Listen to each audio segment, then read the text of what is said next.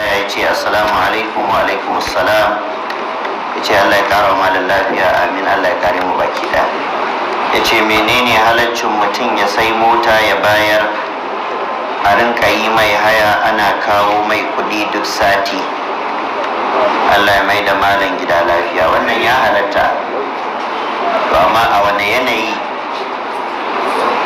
abin yake gudana? Akwai abin da ake kira haya purchase, ko kullum za ka kawo kaza, ko man zafi ko man tsari,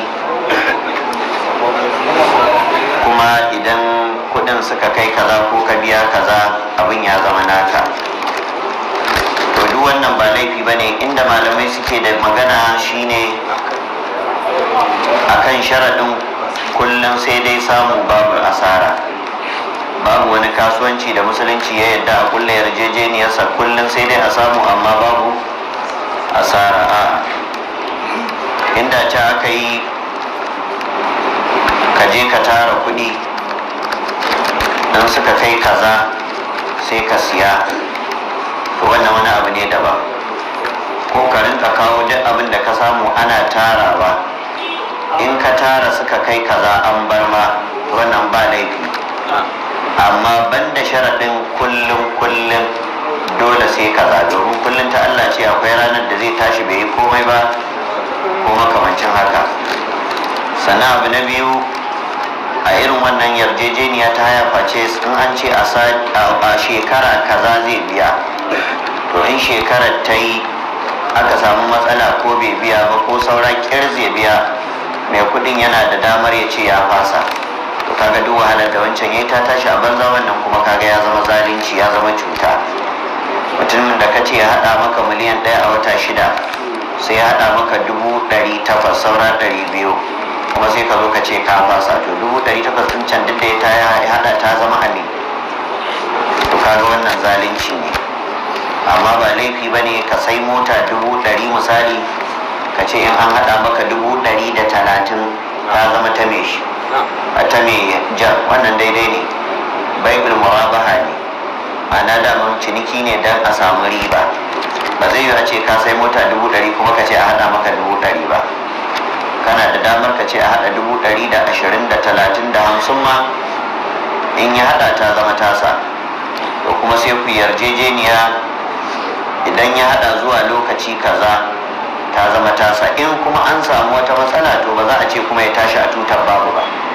Ko da ba za ka bar masa motar ba duka, to kuma sai a duba a gashi kuma me za a yi masa, bisa ga ka'idar la tazlimuna wa la tuzlamun. Musulunci bai yadda kai zalunci ba, kai ma bai yadda a zalunce ka ba. La darara wa la dirara, ba cuta ba cutarwa.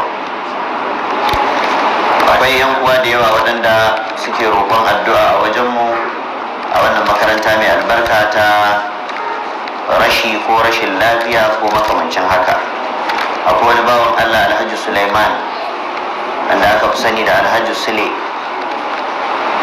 a garin Agadez cikin ƙasar Nijar. Kwanaki mun yi tafiya, ina jin wata 2 ko makamancin haka baya, mun je har ƙasar Nijar don walimar auren yarsa. A jiya labari yake ishe mana gab da sallar magriba Allah ya karɓi rayuwarsa. Ciwon ciki na kwana 3 ko 4 ko makamancin haka. Mutuwarsa ta girgiza mutanen Agadez kwarai da gaske, mu ma ta taɓa mu. Allah madaukakin sarki ya ji kansa, ya masa rahama. Allah ya sa ya yi mutuwar shahada, tunda mutuwa ce ta ciwon ciki. Manzo Allah ya ce duk musulmin da ya mutu ta sanadiyar ciwon ciki shahada ne, kamar yadda wanda ya mutu a mutuwar annoba shi ma shahada ne, kamar wanda ya mutu a cikin ruwa shahada ne, kamar wanda gini ya danne shi ya mutu shi ma shahada ne. Da haka kofofin shahada suna da yawa. Macen da ta mutu wajen nakuda ko ciwo da ya same ta sanadiyar haihuwa, ko da bayan ta haihu ne ta game da wata cuta har ta mutu, ita ma mutuwar shahada ta yi. To muna fata Allah madaukakin sarki ya karbi shahadar Alhaji Sule, Allah ya masa rahama, ya albarkaci bayansa. Idan ta mu ta zo kuma Allah ya ba mu guzarantar da su. Akwai dan uwa Malam Nabi'u, wanda kusan duk karatun da muke a kofar Wambai da wasu wajaje muna tare da shi. Nabi'u Tanimu, mutumin kofa, mutumin rijiyar lemu. A yanzu ake sanar da ni mahaifinsa shi Malam Tanimu din ya fita tun wajen kwana 3 ba a gan shi ba. dattijo ne ya yi ɗan fama da jinya 'yan kwanakin baya ma, da kuma yanzu an ce kwana 3 baya da fitarsa ba a gan shi ba. Allah maɗaukin sarki ya amintar da shi a duk inda yake. Allah maɗaukin sarki ya dawo da shi cikin iyalin salami lafiya.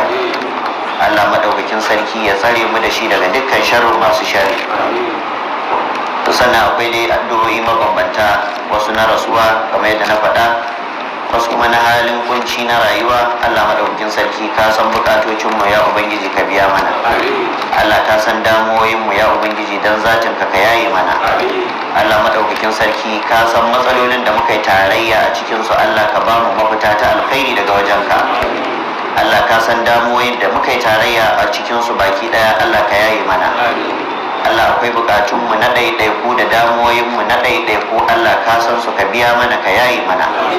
Allah muna roƙonka da dukkan sunayenka masu kyau da sifofinka maɗaukaka. Allah ka biya mana dukkan bukatunmu na alkhairi, ka kuma kare mu ka yaye mana dukkan damuwa da dukkan shari. Allah ƙasarmu ka ba mu lafiya, ka ba mu zama lafiya.